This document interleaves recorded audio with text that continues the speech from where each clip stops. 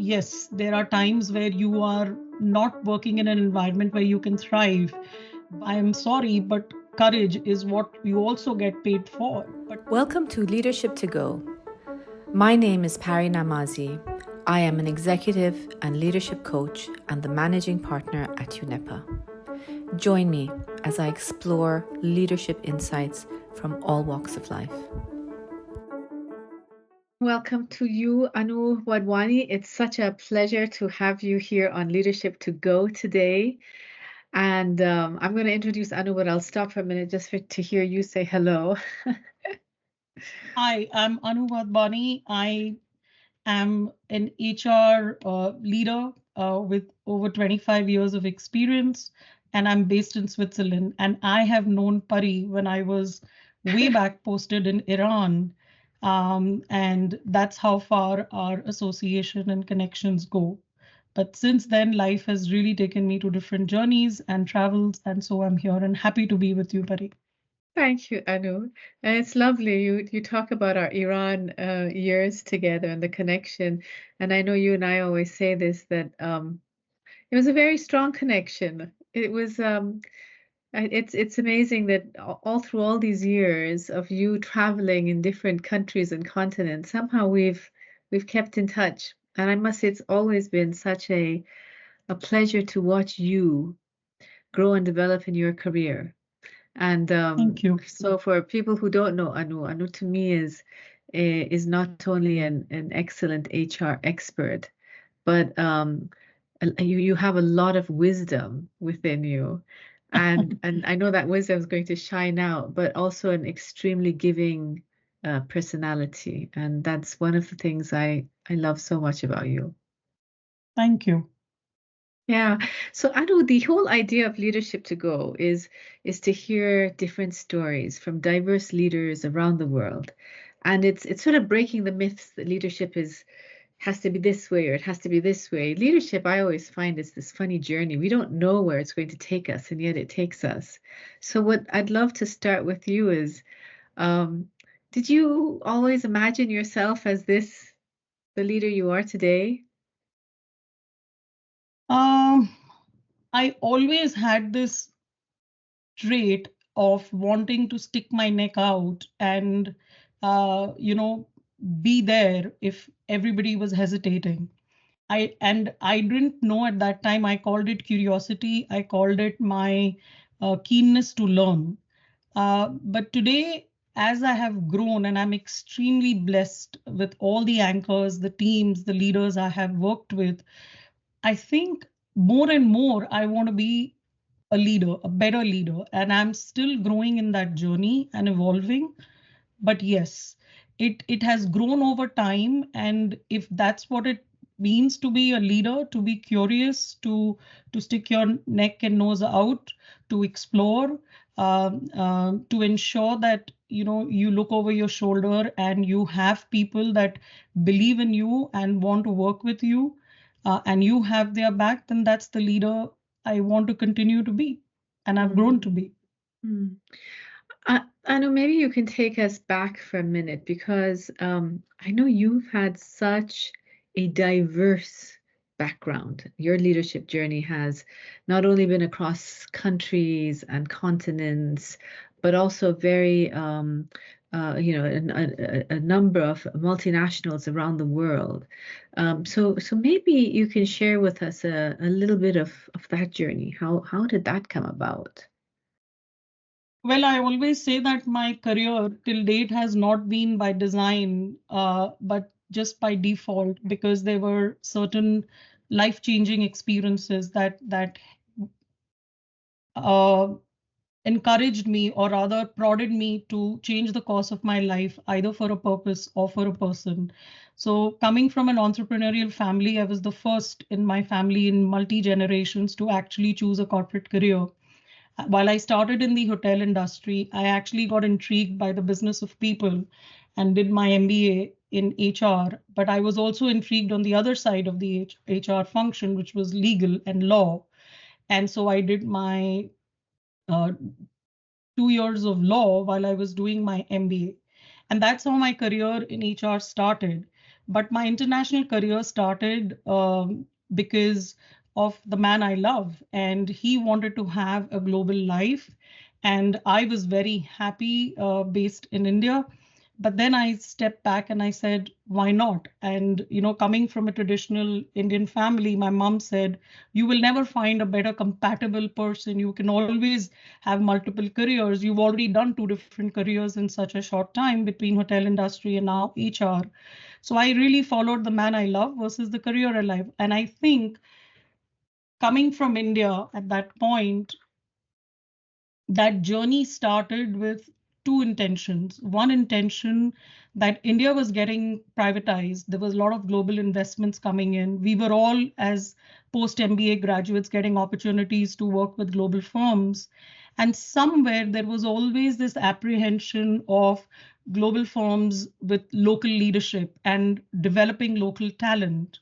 And I thought that this opportunity gives me of moving out of India with my husband allows me to experience those cultures where these companies come from and learn about them, and that makes me more inclusive if and when I do go back to be the leader of that region or the country that I come from, my roots.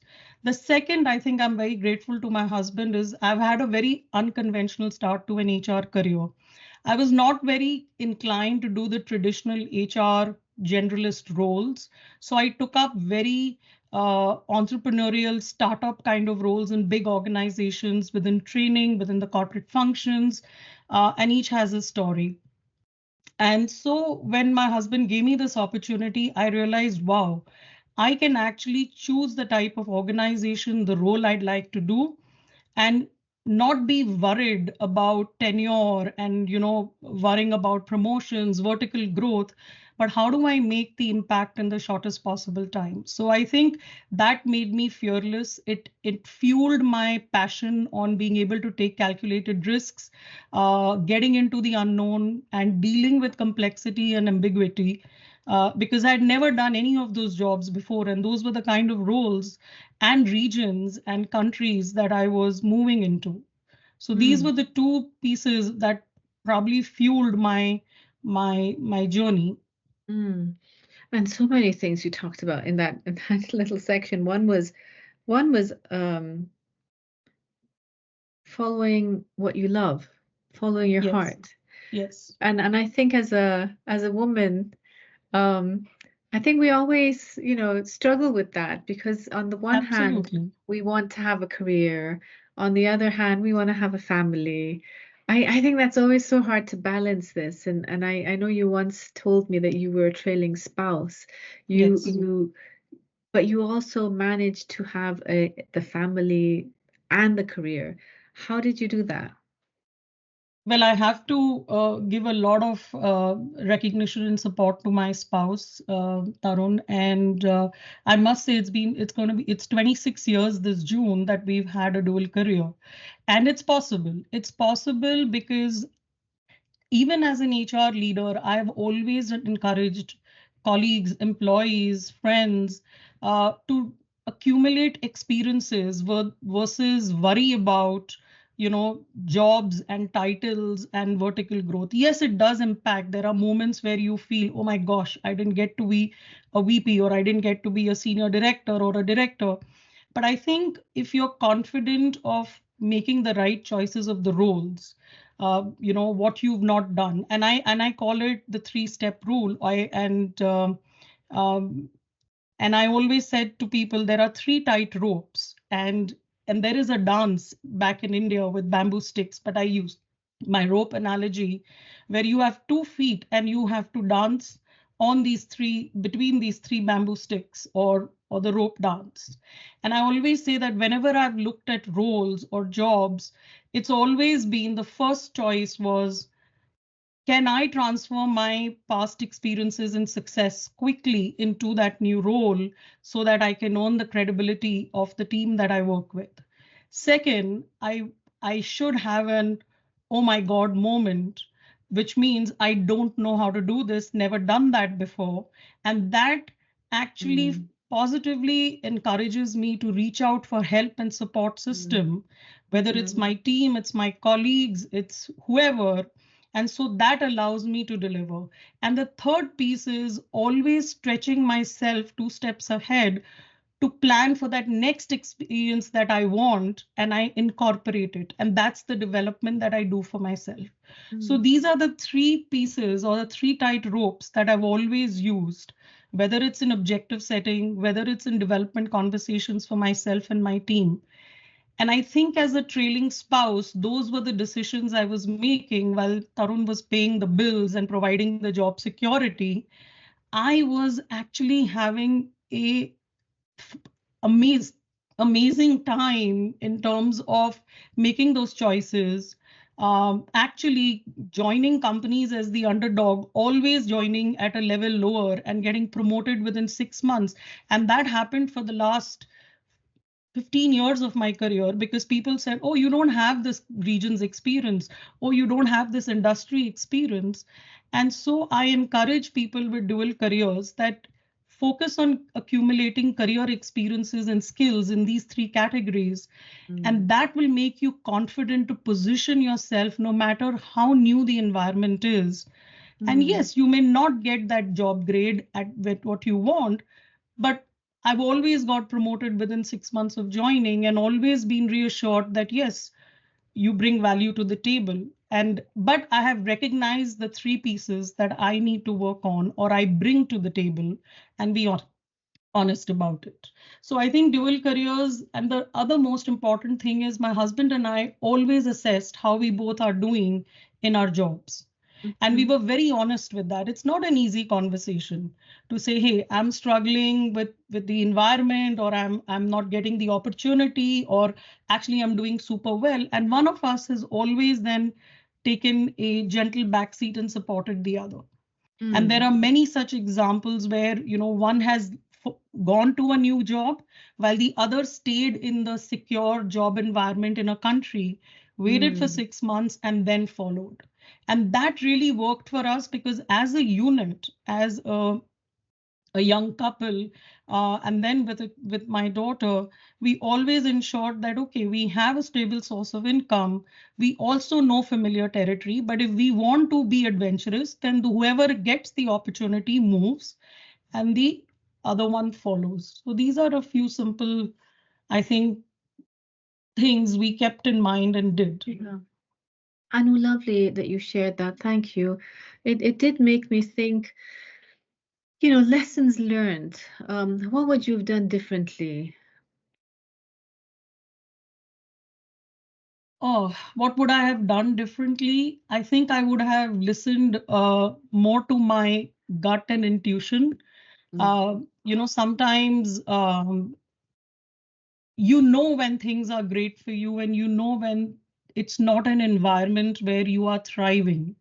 You are creating a microcosmic bubble in an environment because that is helping you to do what you want, but actually it's not a overall environment for you to reach your best potential. And I've had those moments, but somewhere that journey was always, am I good enough? Am I good enough in these new environments, these new cultures, outside my comfort zone of being an Indian, a Singaporean, an Asian, living in these different lands, and being able to do what I am. So I think what I would do differently is um, have the confidence, ask myself, why did I have that apprehension when I had the gut feeling to know this is an environment where I could thrive?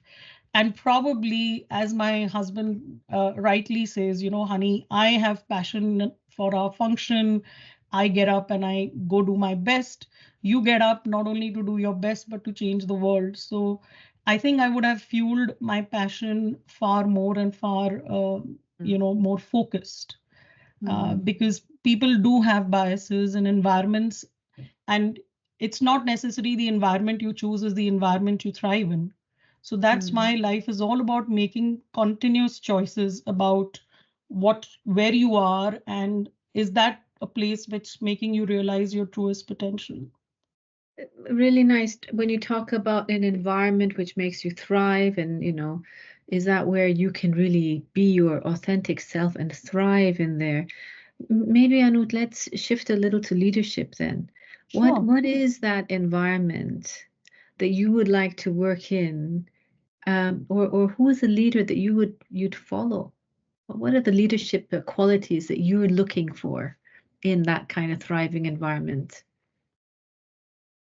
See, personally, if I were to describe myself as a leader, I would say I'm curious, Mm, and I'm a resourceful learner who loves to create and build, but I do reflect and I exercise gratitude a lot mm, because the environments that I have or the jobs that I have chosen required turnaround, fix it, build from scratch.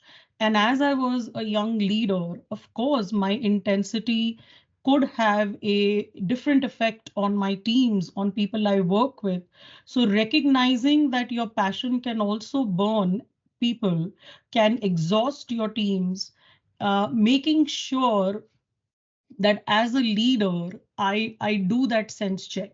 So for mm, me, a good leader or people I've worked with, and I've really had the pleasure, and I don't categorize an HR leader versus a business leader. I always see myself as a business leader driving HR solutions to support the business. And I think for me, it's simple, is someone who is able to balance between pace and pause, mm-hmm, someone who knows their strengths, mm, shares it with the people in the team they join, their development. These are my demons, or these are things that bring the worst out of me. And then surround yourself with people who complement you, who mm, complement and bring strengths that you don't have, because that encourages you to borrow behaviors. mm, So balance between pace and pause, so that, as one of my CHROs I worked with said to me, Anu, so that you look over your shoulder every time and ensure that the people who follow you are in the same zip code as you are. mm, And so the balancing between pace and pause is very important. The A person that can learn and borrow behaviors in spite of having their strengths is very important. And I think authenticity and care, knowing people who you work with beyond their job titles and descriptions. And the yeah. most important thing as a leader is I go back to sticking my neck out. People Mm, want a leader who says, I've got your back and I'm going mm, to take the first step forward, not because I know more than you, but because I'm willing to take the accountability that this is the right thing to do for us in the organization. And you can follow without fear, and without fear of failure or fear of, you know, not making it, because this is what I will do for you first. And I think this summarizes, and I must admit that my definition has evolved as I have grown as a leader.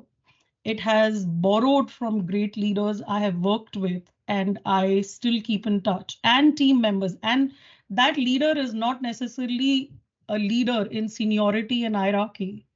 It mm, was right from a factory supervisor that I reported to as a trainee, to even an executive assistant of a CEO that I observed, to a PR person in the Middle Eastern region who, through his subtle influence with the government, was teaching me leadership. And of course, to some of the C suite leaders I've had the absolute pleasure in the last 11 years to work for, have taught me how to be a leader. So mm. A it's a lot very of broad topic, Pari, but this is how I feel yeah. about it today. Yeah, it's broad, and a lot of what I heard is how reflective you are, because if you're not open to that, and so, it's sort of that lovely word that we always use about self-awareness and reflection. It makes me feel how important that is. If we do not reflect on things, if we don't pick up these, if we're not curious, you're going to miss the cues. So I do appreciate when you say, I'm very curious. You're also self-reflective and very self-aware. How do you see that in developing leadership, these traits? It's very important because I think, especially with transformational focused leaders, people like my profile who like to, work within complexity, within ambiguity, the pace, the speed, the scale of complexity. It's so important because you don't know what effect your behaviors or your body language can have in an environment, and especially with people, because leaders need people. You cannot be a leader without people, and those people contribute to your success and the organization's success. So it's very important to be reflective, and that's how I overcome my intensity or my development areas. Because if I have had a tough conversation with a team member, or a meeting that didn't go well, I keep a little post-it box and pens next to my bedside, and it's been there since I was a student, in multicolored pens. And I would traffic light how my day would go, and I would then say, oh my goodness. And I didn't feel shy going back to those team members or to colleagues and say, hey, listen, I was tough, or I was out of place, or this is what I could have done better. And I think reflection helps you to continue to strengthen bridges, because Mm. building bridges it can come with your job title, it can come with your job scope. Bridges have to be built, but strengthening bridges is what talks about sustainable Mm. growth as a team. Mm. And I think my reflection has also, one of the reasons I have paid a lot of attention to reflection is because I write, and Mhm. because I'm passionate, I may not listen as often. So writing, focusing down, jotting notes balances the pace and the pause when I am engaging with people. Mm. And last Mm. but not the least, I said I don't want to write a book or keep a list about all the things in my life that, and call it autobiography. I ought to have done that, so it's an ought. No, I want to do it now. And so Yeah. when you want to do all the things now, you have to constantly do a sense check on yourself, and if you are desirable in the environment that you want to make that difference. Yeah, and a lot of also what you're saying, the word feedback comes to my mind. A lot of Absolutely. times, we give feedback, but how do you, to do your sort of the self check? How do you receive feedback? How do you get that feedback for yourself? See, the traditional tools are always there, but I think the most effective tool that worked for me was being super honest with people I worked with and said, well, this is where you could see me going off my mark. And if Mm. you see that, I need some cues. And Mm. I had team members who would do it. There were times they would let me kind of, be there, but then find a quiet moment and give me feedback. So for me, that was most effective. And yes, it for a lot of people, it can be, oh my God, how can I do that? But vulnerability is another great skill of a leader, because we are working most of our life in that environment. And if you don't show your team strength, you know, conviction of what you believe in, but at the same time, vulnerability is the opposite side of a coin. So I've Mm. had moments where I've told my team, I'm sorry, I know I can't control or I can't do this, help me. And they have been brilliant Yeah. coaches, they have been brilliant support systems, and this is where they would tell me, you're tough, your standards are high, you are very driven, and we love it because you show us what we don't see. But then this is things about you that we want you to improve, because that will Mm. make you even better as our leader. And I think I Mm. took it to heart. Mm. And I'm not perfect, but these are a few Mm. tactics that I have been using. And I Mm. like having honest, open, logical conversations. And we're also working in an environment where many people are not reflective. I mean, when I Sure. look at some organizations with senior leadership, it's I heard this from one of my clients once who said, Parry, I'm at this level. He was a senior leader, and he said, I don't respect the senior leaders in my company. I don't want to be like them. It's quite a challenge that. What advice would you give someone?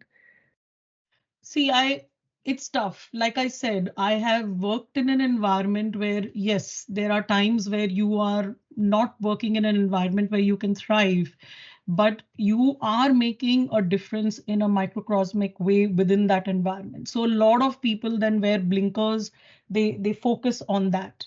But as you rise higher in the organization, I am sorry, but courage is what you also get paid for. But courage can be respectful. Courage can be, you may not. I remember one of the feedbacks I had got many years ago from my boss were two things. Can you raise the, can you lower your bar on looking at people's values and integrity because they are very important to me? And can you learn to work with people you don't like? So I can relate to this colleague who said this to you because it does happen, Mm, people we don't like. I think it's important. This is where building complementary teams is very mm, important. So mm, many a times, in one of the at least tips I used was, if I didn't like working with certain people, I made sure that I had somebody in my team that could complement that and be able to work with them. And through them, I could create the bridge. Again, it was about not just building the bridge, it was strengthening it. And I realized that no matter how, whether it's my face, whether it's my attitude, whether it's how I show up to that person, I'm just not liked. So I would distant and I would work through people, and it helped to a certain extent. But of course, if your environment of, the balance of more and more people that you don't like versus you like and respect, if it tilts towards, then I think it's a choice we make to move on.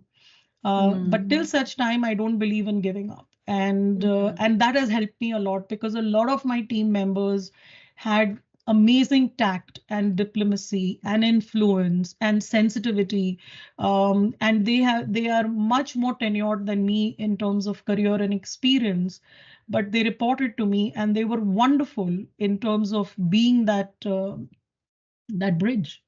mm.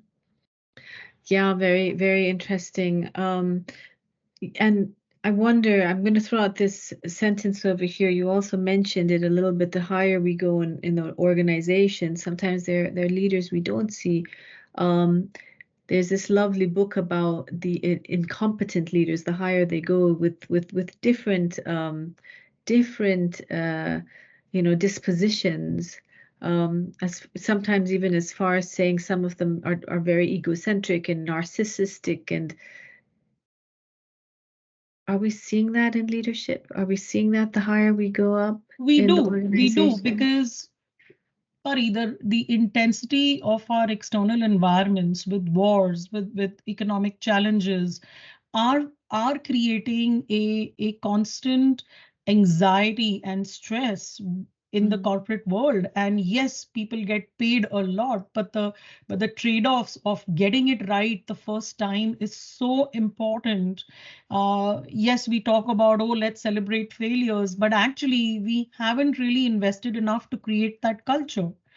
and and I think this is why, for me, in an anxious, constantly changing environment, I remember when I was writing a transformation narrative with my business leader on what that transformation looks like, we actually said that the word transformation is causing fatigue, mm, because we are not mm, reframing our narrative, we are renaming our narrative constantly. We rename the mm, transformation, but we have to say that it's not transformation, it's the way we do business today. So, to mm, your point, of course, leaders are going to display all those derailing traits. I yeah. even speak for myself when it happens, but how do you then create an Mm, environment, a team that keeps the check and balance for you? yeah. And this is where fairness in assessment, fairness in opportunity, integrity, purpose led, and value based, because employees are willing to wake up and, as I say, row again tomorrow morning, provided they are very clear on the why and how their Absolutely. contribution is going to be valued. It's as simple as that. And it doesn't take a lot. But I think Mm. leaders hesitate from communication.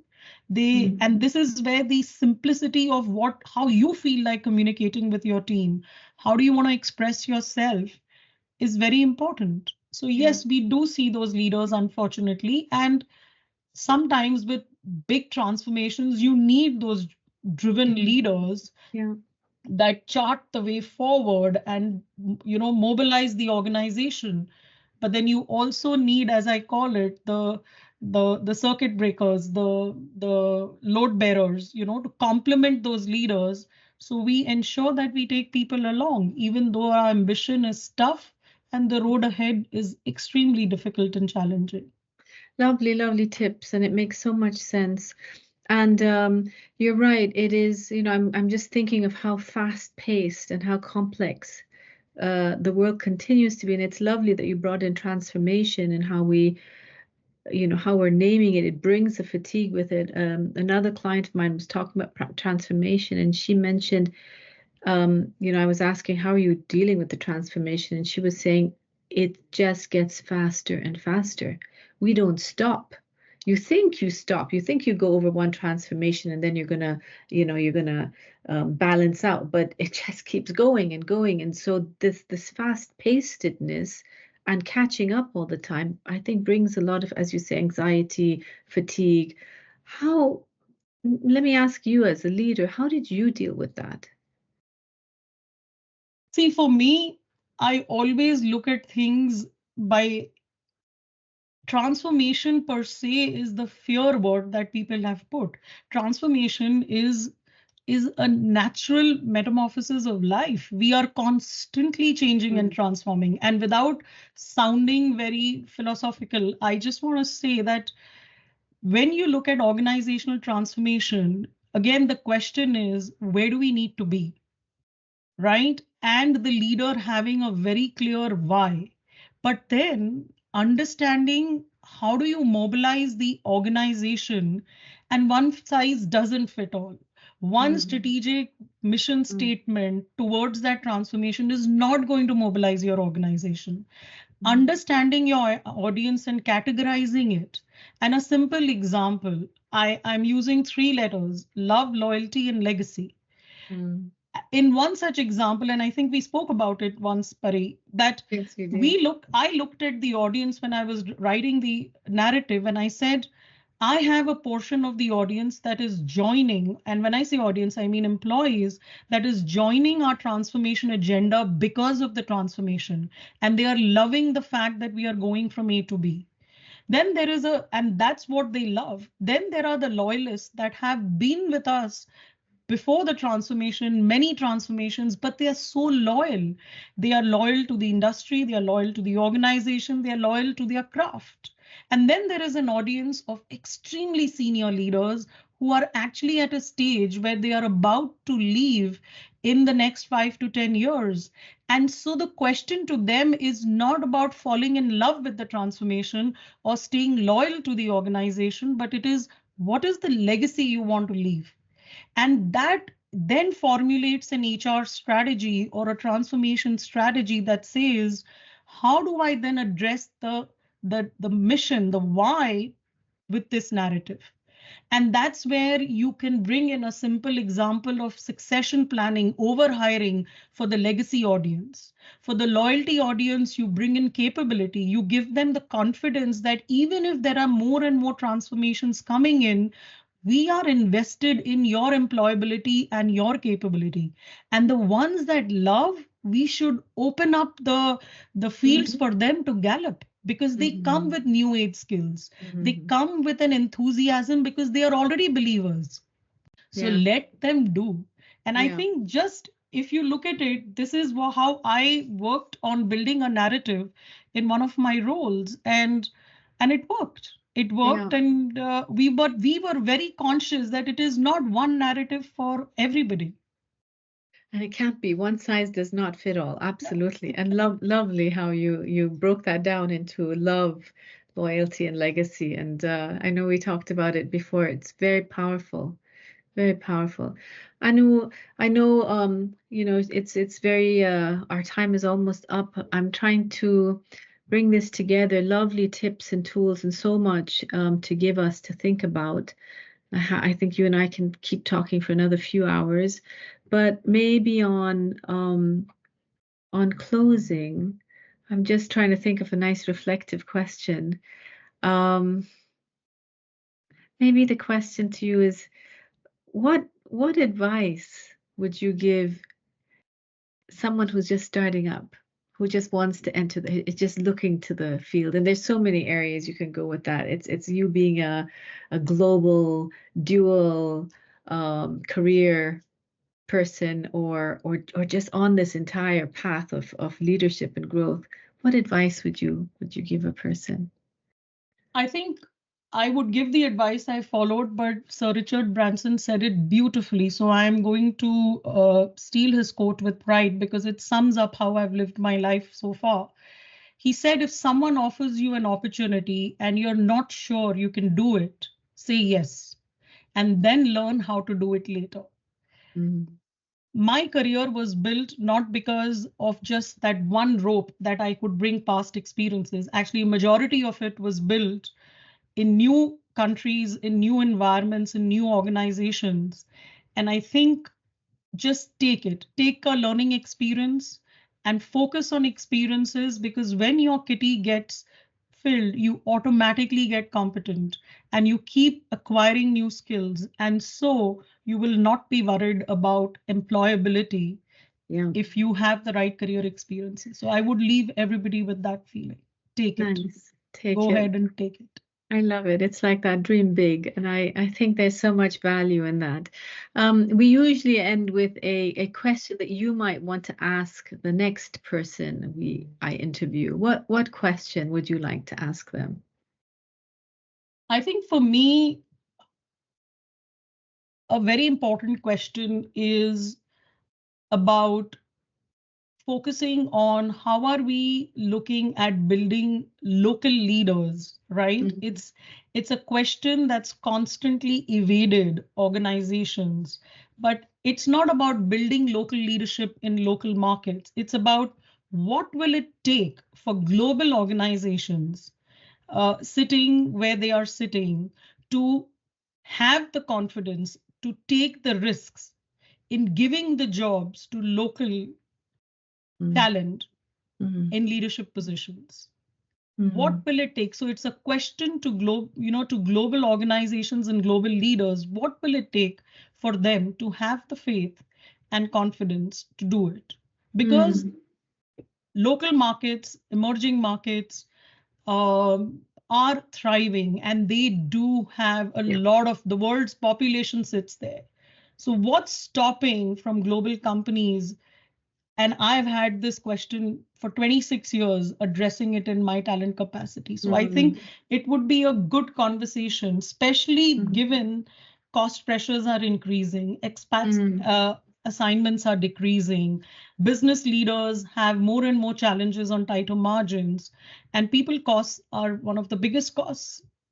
So Yeah, what will it take yeah. for them to have that comfort? Because we take risks in everything, with product, with money. Then why are we still averse in taking risks in developing local leaders or assigning local leaders with leadership positions? That's a lovely, lovely question, and also a lovely discussion. I was just thinking about bringing that to maybe our leadership thought lab and having a group of leaders discuss it. I think that would be Sure. brilliant. Anu, if leadership were a song, what song would it be? Wow.